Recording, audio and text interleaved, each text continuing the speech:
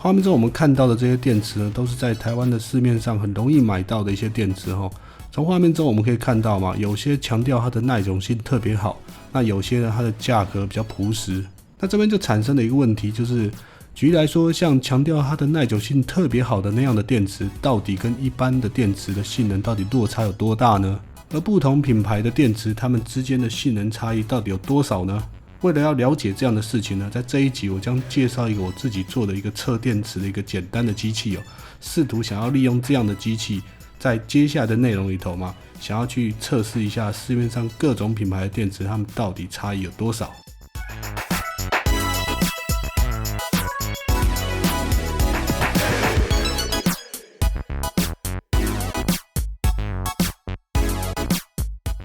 由画面中所示是一个编号为 BUF-IDEA TEA 10之1的电池测试的机器哈。这个机器呢，试图用一个固定的电阻去对一个电池进行放电，并且在预先设定的截止电压之前去量测整个电池在固定电阻的放电的时间长度，以及呢这个电池所提供出来的能量，作为这个电池性能的比较。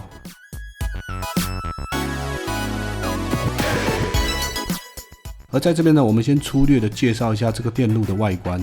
首先我们看到两个夹子呢，就是去连接电池用的。我们现在看到的 MCU 呢，就是这个电路板的控制的核心，它基本上控制了这个电路板上所有大大小小的事情，包含了7段显示器，以及电池电压的检测，还有计算瞬时的消耗功率，以及计算出电池所释放出的电能，以及呢对电池加载与否，这些东西呢全部都是透过这个 MCU 去做控制的。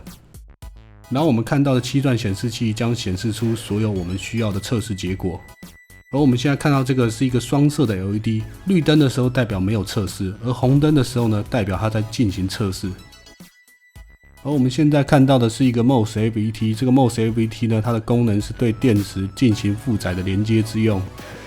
而我们现在看到的就是一个5伏特的 USB 电源的转接板，因此呢，整个电路它的供电就是靠这个 USB 进行供电，所以呢，电源的取得算是非常的方便。好，那我们现在看到是这个电路板的背面。首先我们看到呢有2个开关，而第一个开关呢是作为显示输出的不同，也就是说，因为我们只有一个7段显示器嘛，所以透过第一个开关可以显示，比方说经过的时间啊，或者是消耗的功率，或者是消耗的电能之类的，可以透过它来选择。第2个开关呢，它是选择这个电池测试的时候它的截止电压的不同。以我目前程式所写的而言呢，基本上它可以选择电池电压降到1伏特、0.9 伏特、0.8 伏特以及呢 0.01 伏特几个不同的截止电压可以做选择之用。而我们现在看到的这一坨电阻呢，就是对电池放电用的固定电阻。我所使用的电阻是使用了5颗22欧姆并联，然后再并一个33欧姆，所以呢，所得到的总体电阻呢，大约是 3.882 个欧姆，也就是约莫接近 3.9 欧姆。最后我把这一个电路呢命名为 TEA 10之1。为了要使有兴趣的朋友可以透过画面知道我们现在正在读取什么样的资讯，所以我们这边粗略的介绍一下这个机器所能显示的资讯。而为了读取资讯看起来比较真实呢，我们现在直接连接一颗干电池。好，首先由画面我们看到现在是1号嘛，而1号到底是显示什么样的讯息呢？我们可以透过显示的选择开关按一下之后，我们看到的是 1.43， 就是干电池在加载的时候目前的电压值。当我们再按一次开关呢，会进入到2号，而2号所显示的资讯呢，就是测试的时间，它的单位是秒。比方说像我们现在看到的13、14左右这个时间呢，就是历经了13、14秒这个意思。2.1 号所显示的也是时间，只是呢它一个单位是1万秒。由于我们有可能会测试到像碱性电池这种比较耐用的电池，所以呢，在达到截止电压之前，它的时间呢极有可能会突破1万秒，所以呢，必须要加入这个选项。3号所显示的是瞬时功率，与我们画面看到的目前是 0.521 瓦。4号所显示的是负载对电池所消耗的总电能。它随着时间呢也会慢慢的上升。5号所显示的是对电池进行的负载电阻的大小，而我们现在看到的 3.951 的这个电阻值呢是经过精确的量测的，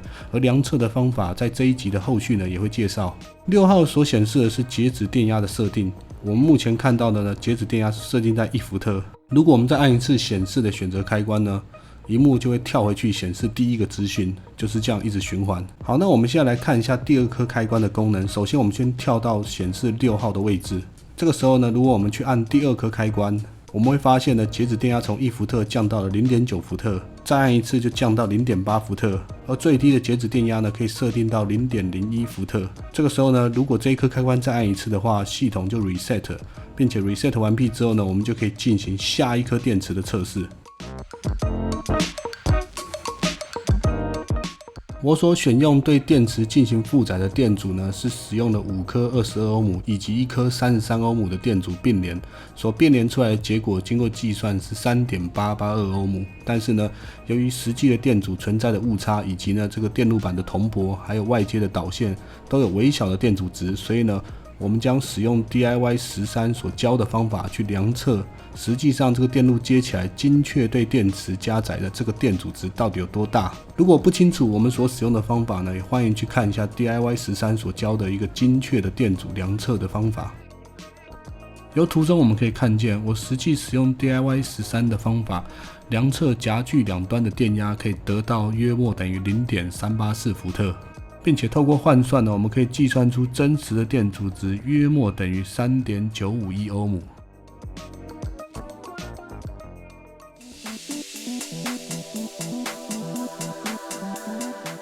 在准备开始测试前呢，我先来确定一下我的测试条件。第一个是环境温度。由于最近台湾的天气相当炎热所以测试这颗电池的当下的环境温度一定远远的大于20度C， 而较高的环境温度所反映出来的结果呢，就是电池它的耐用性会约略的提升。第二个条件是截止电压，我所选用的是 0.8 伏特，主要的原因呢，是因为方便我测试完毕之后跟原厂的数据做比较。在这部影片的最后，你会看到比较的结果。并且负载的条件，我们选择的是约莫等于 3.9 欧姆。好，当确认了这些条件之后，我们就开始进行电池的测试了。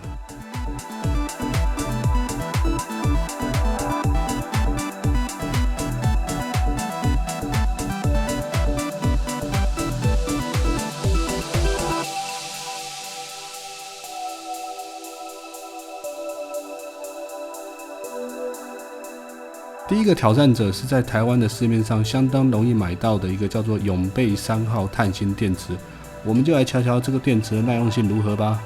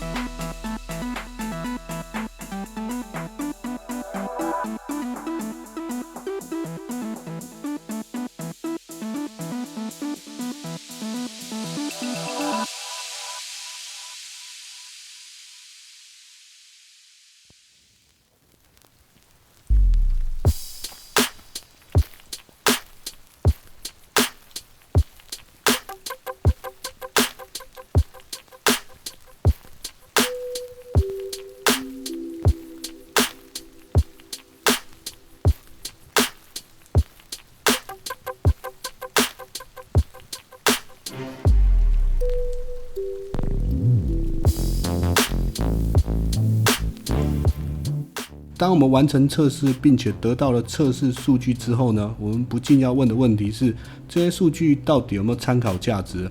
为了要确认这件事情呢，我直接使用了永贝碳芯电池的原厂数据。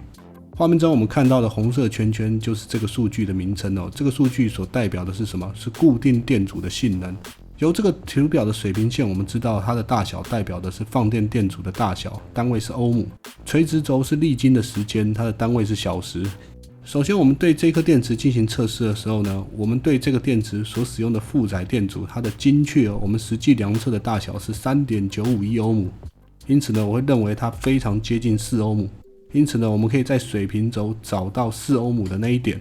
由4欧姆这一点做一个垂直线，并且与 0.8 伏的截止电压可以交跃到一个叫做 A 点，将 A 点做一个水平线呢，就可以对到时间轴。我们会发现呢，当这个永备的碳芯电池连接了一个4欧姆的电阻，并且它的电压开始下降嘛，当这个电压降到 0.8 伏特之后呢，所历经的时间呢是2个小时。而我们测试出来的结果是多少呢？我们将测试出来的7606秒去除以3600，就得到了 2.11 个小时，只比原厂提供的数据多了 0.11 小时。我认为主要的原因呢，是由于我们测试这颗电池的时候，环境温度比实验室高，所以呢，所测试出来的耐久性会稍微好一点所导致的。所以呢，结论是我认为这台机器呢所测试出来的结果是相当具有参考价值的。而既然是有参考价值的话，我后续是不是就可以拿这台机器去比较市面上各种品牌的电池，它的性能如何呢？